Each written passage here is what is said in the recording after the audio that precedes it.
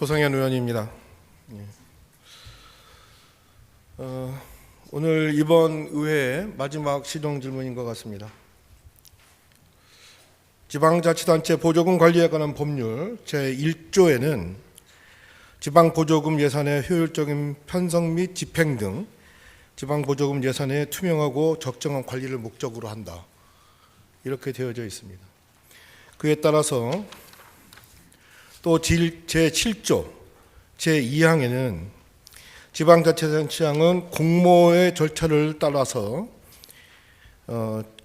지방보조금 교부 신청을 받아야 되는데 그러지 않으냐는 경우가 쭉 나열되어 있습니다.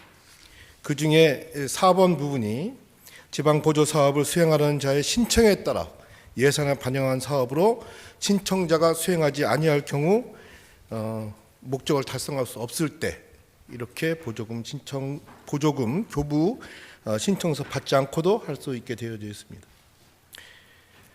그리고 8조에는 교부 결정에 관한 부분이 나와 있는데 1항 1에 보면 목적의 적합 여부, 내용의 적정 여부, 금액 산정의 착오 유무를 보게도록 되어져 있습니다. 그러면 당진시에서 하고 있는 보조금의 계상이나 보조금 편성되는 것이 과연 보조금 관리에 관한 법률에 맞게 되어져 있는가, 그래서 그 보조금의 그 목적을 달성하고 있는가에 대한 심각한 고민을 아니할 수가 없습니다. 문화관광과장님 나와주시기 바랍니다.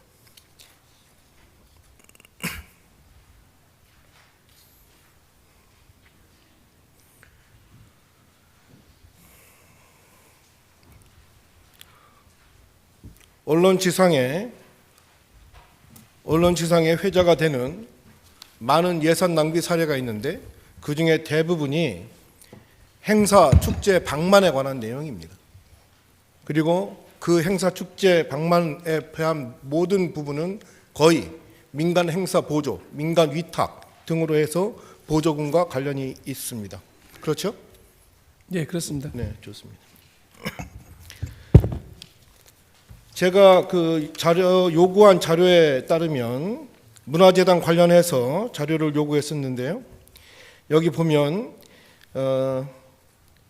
문화예술진흥 공모사업은 무분별한 단체 설립을 통한 사업 중복 신청 및 지원을 방지하기 위해서라고 하였습니다. 그렇죠?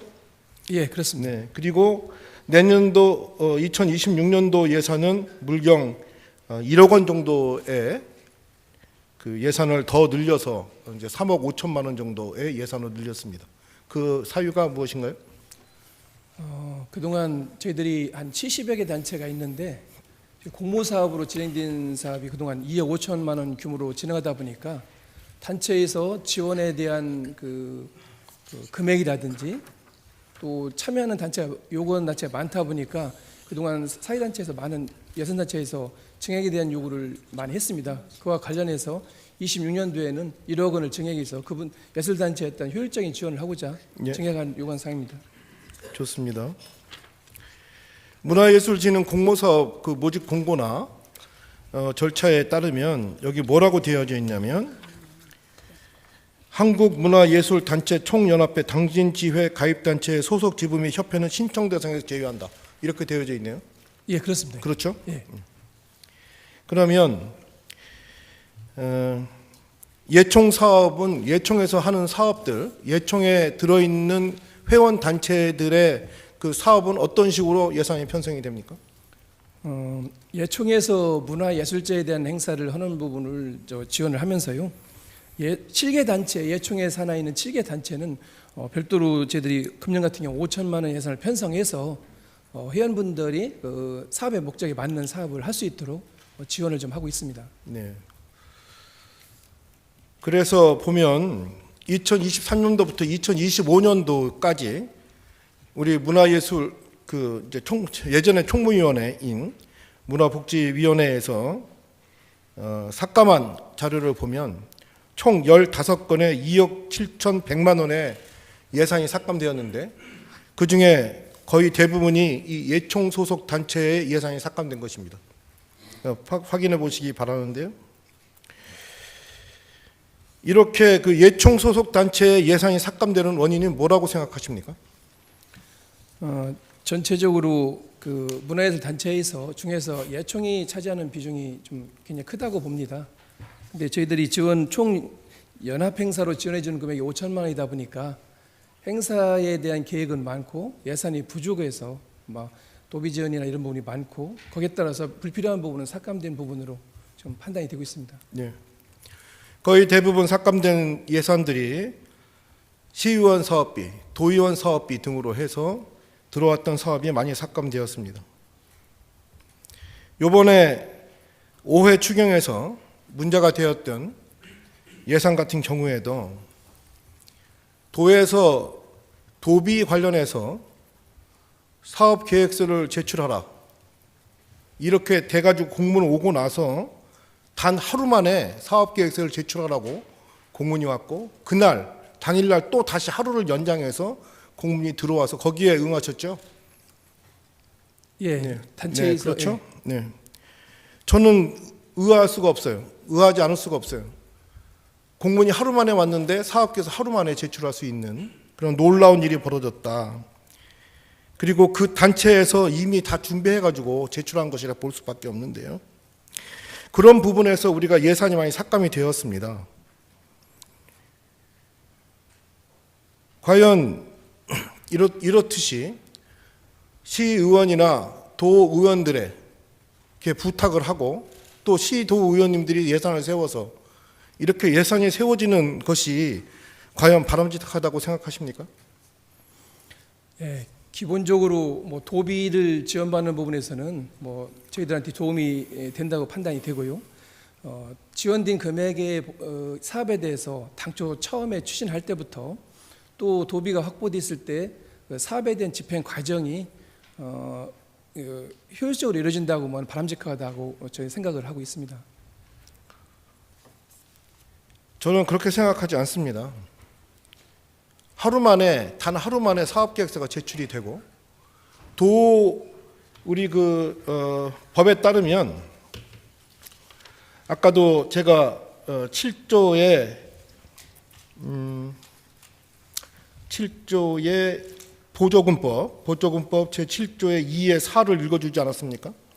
수행하는 자의 신청에 따라 예상에 반영하는 사업으로 보조사업 목적 달성했다고 할 수 있을 때, 그 다음에 다른 그 조항에서도 보면 심의회를 열지 않아도 돼요. 그런 경우에.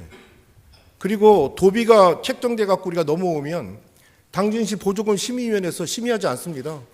그건 법적으로 그렇게 하라고 돼 있어요.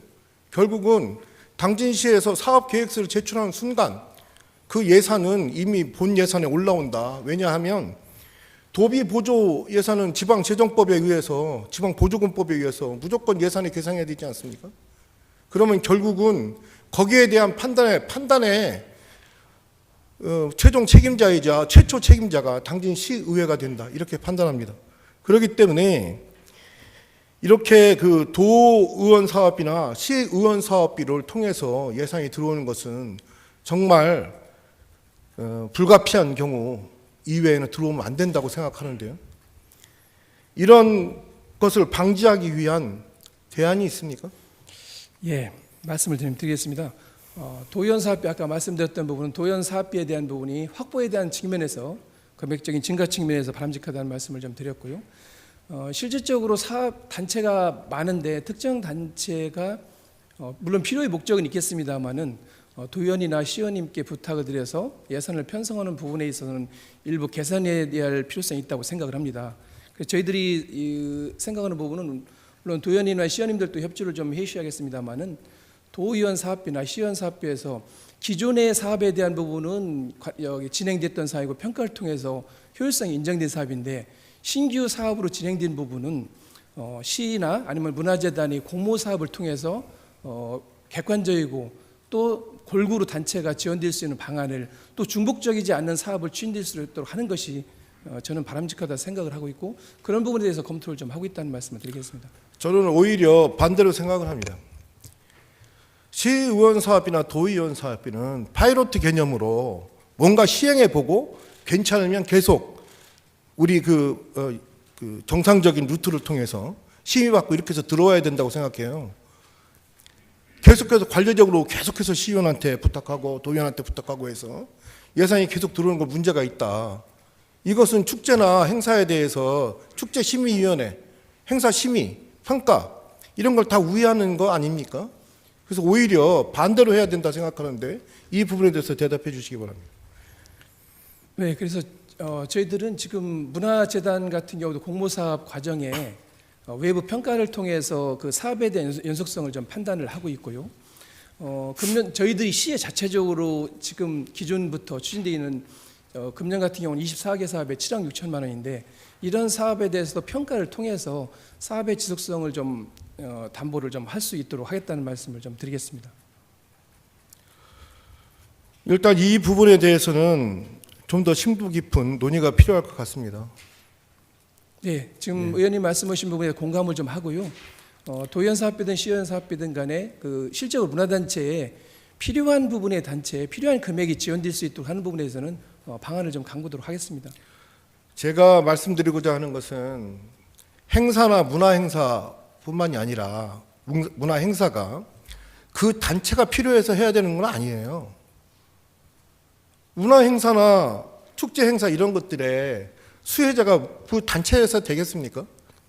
결국은 그 효과가 당신 시민을 위해서 돼야 되는 거 아니겠어요? 예, 그렇습니다. 그것을 심의하려고 축제평가위원회 등등등이 있는 거 아닙니까? 근데 문제는 그런 평가를 다 우회하고 있다. 이런 보니까 대안을 모색해 주시기 바랍니다. 예, 말씀하신 부분에 대해서 여러 가지 대안을 강구한 다음에 또 상의드리도록 하겠습니다. 네, 이제 자리를 이석해 주셔도 되겠습니다. 다음은 네, 기획예산 담당관님 나와주시기 바랍니다.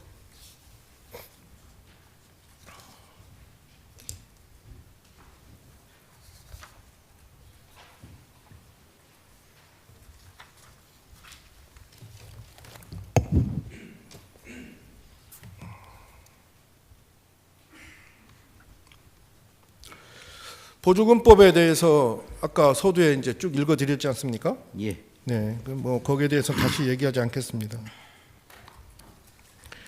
제가 그 보조금 관리 관련해서 별도 자료로 보조금 심의 그 심의 자료를 예. 요청했을 때 예. 거기 읽으면서 저는 깜짝 놀랐는데 보니까 이제 대외비로서 비밀 유지를 해달라 이렇게 되어져 있어요. 네, 그 사유가 무엇입니까? 어떤 걸 말씀하신? 제가 못 봤는데. 아 예. 보조금 심의 자료를 제가 이제 이거는 이제 그 일부를 갖고 온 건데요.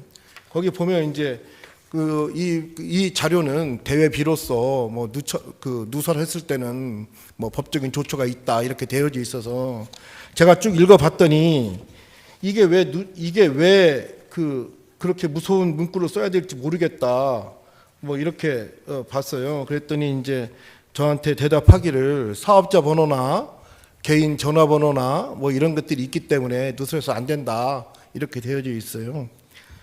그래서 이제 그러면 이런 거 그 제출할 때 그런 그 정보 공개 6대 그 기피 할 수 있는 사유에 대해서 삭제하고 제출하면 되었을 텐데 그냥 그랬다는 점을 제가 지적하면서 그러니 제가 묻고자 하는 그겁니다. 의원한테도 이렇게 제출을 하니 보조금 심의위원회 원 자료, 교부 신청서라든가 이런 자료가 대외적으로 심의위원회가 심의위원회에서 심의가 되기 전에 일반 시민들은 알 수가 없죠. 예. 네. 그 알 수가 없는 이유는 정보 공개에 관한 법 6개 조항 중에 결정되지 아니한 사항은 공개할 수 없다. 뭐 이런 내용 때문에 그런 거죠. 네, 그런 것 같습니다. 보조금 심의위원회를 열고 그다음에 예산에 대해서 당진 시의회 심의를 받고 하는 그 이유가 뭡니까? 어쨌거나 공정성과 전문성을 기하기 위해서는 그렇죠. 된답니다. 네. 공론 대신에 공개적으로 모집되거나 또는 시에서 모집한 심의위원들이 전문성을 가지고 심의해서 그 어떤 그 보조금 그 효용성을 높이려고 하는 거죠. 네. 네, 좋습니다. 보조금 심의위원회 자료를 쭉 보니까 1년 동안인가요? 봤더니 625건의 보조금 심의를 했더라고요. 예. 그 중에서 보조금 심의에서 이제 그 감액되거나 또는 부결된 게 6건밖에 안 됩니다. 예. 예, 거의 1% 수준인 거죠. 원안 통과가 이제 거의 대부분이잖아요. 그 맞는 거죠? 예. 예, 예. 다 듣고 그래서 답변드리겠습니다. 그래서 제가 9월 12일 날 보조금 심의위원회 할 때 제가 들어가서 방청을 했었습니다. 방청했었는데 그때 그 보조금 심의했던 그 내용 중에 10월 29일 날 우리 5차 본회의 본 2차 추경 때 이제 확정돼서 나갈 그 보조금에 대해서 심의하는 날이었어요. 근데 쭉 그 심의하면서 저는 아주 이상한 점을 발견했습니다.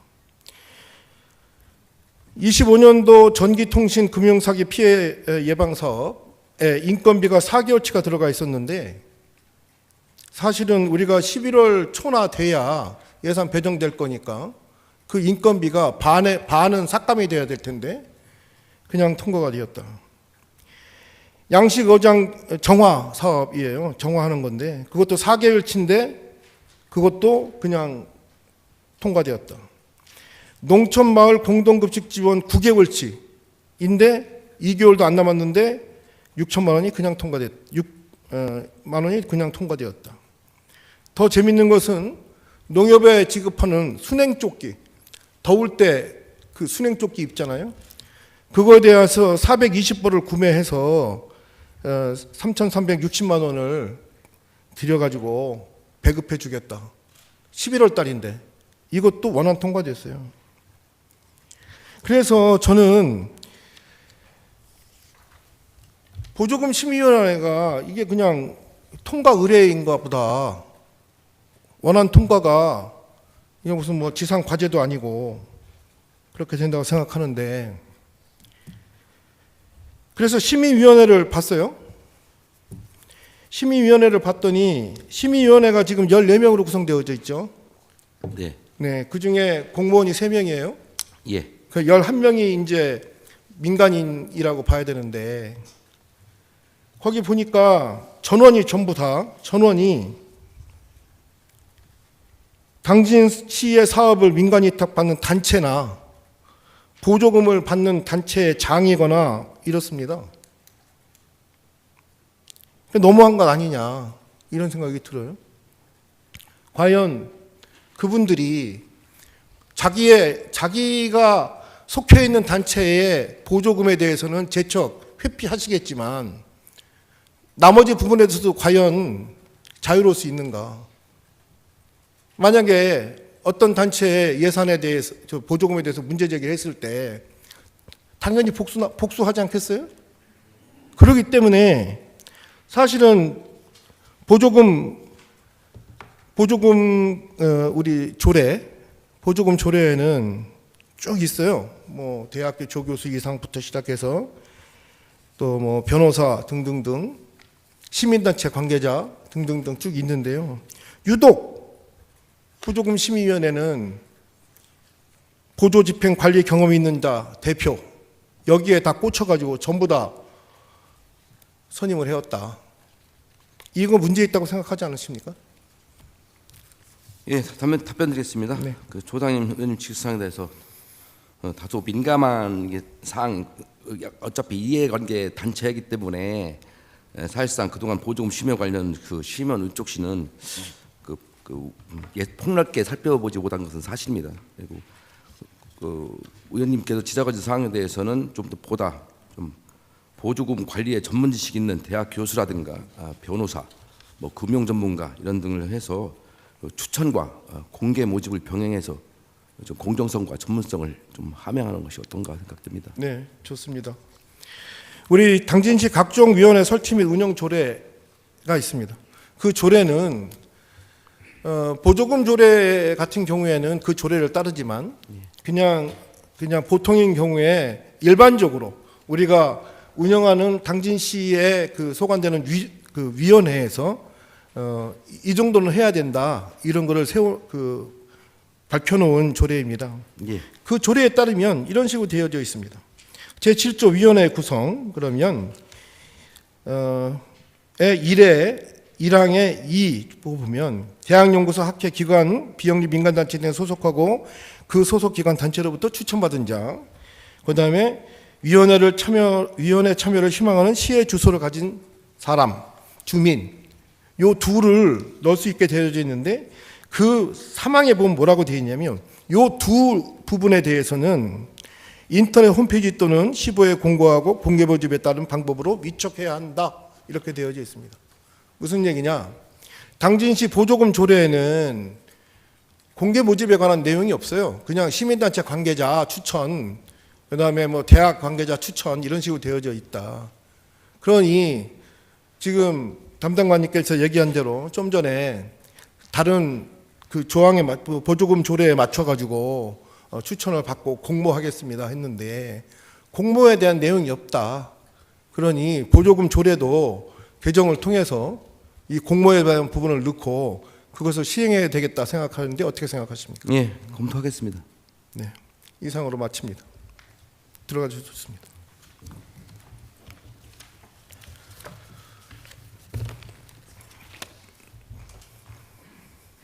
네. 당진 시민 여러분 그리고 공무원 여러분, 저는 오늘 시정 질문을 통해서 두 가지 부분을 말씀드렸습니다. 다만 제가 시정 질문에 자료 요구는 7건을 했었는데요. 그 중에 4건은 그 자료를 요구하는 가운데 시정이 되었으므로 시정 질문을 하지 않았습니다. 그리고 또 나머지 한 건은 제 불찰로 요번에 그 질문서를 넣지 않았기 때문에 못했는데 그건 나중에 임시회의 때 다루는 걸로 하고요. 오늘 저는 시정 질문을 통해서 보조금에 대해서 전반적으로 살펴보았습니다. 보조금이라는 것이 전문가들이 보는 보조금 심의가 전문가들이 보는 것도 매우 중요하지만 주권자인 당진 시민들이 보는 것도 훨씬 더 중요하다 이렇게 생각합니다. 보조금에 대해서 심의가 들어오면 저는 이것을 가능한 것은 전부 시민들한테 오픈해야 된다고 생각합니다. 그래서 그게 공론화가 되고 그런 것들을 통해서 시민들이 이게 예산이 허투루 쓰여지는 게 아니다. 이것을 체감해야 된다고 저는 생각합니다. 문화예술과하고 또 기획예산 담당관실에서는 이런 부분을 명확하게 해주시고 대안을 마련해 주시기 바랍니다. 이상으로 마치겠습니다. 감사합니다. 네, 조상현 의원님 수고 많으셨습니다.